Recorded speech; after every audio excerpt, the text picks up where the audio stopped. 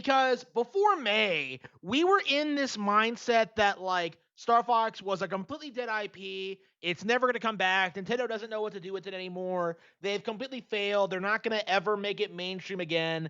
And what happened? It gets announced. It's a remake of 64. It looks great.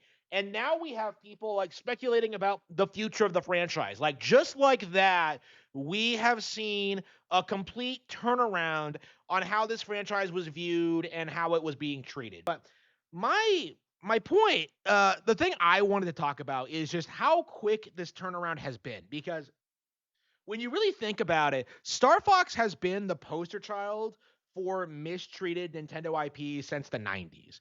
Okay, Star Fox 64 was one of the most beloved games on N64. It's one of the best games of all time, and yet everything they tried since never really recaptured that feeling of like blasting through the Lilat system. And there's a lot of reasons for that.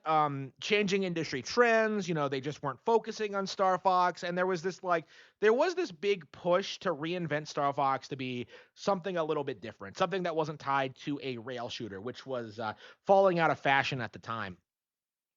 Like for a long while, we were told that Star Fox needed to like change and needed to go open world in order to be successful, but that no longer feels true. Like it feels like today's audience is going to be a lot more accepting of the typical Star Fox formula, to the point where I do believe this remake is going to be the highest selling Star Fox game ever and kind of cement Star Fox as the premier rail shooter of the new era.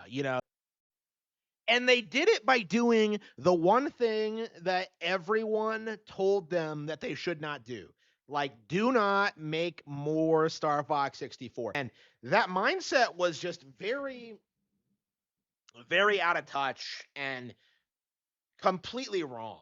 Okay. The reception to Star Fox on Nintendo Switch 2 has been like amazing. Okay. People are like over the moon about this thing. People are hyped. People are excited. People are like, foaming at the mouth. They're like really looking forward to this game. And they did it by doing the one thing that they weren't supposed to do, was remake 64. And to me, I think this just goes to show you just how quickly a Nintendo IP can come back in vogue. Okay.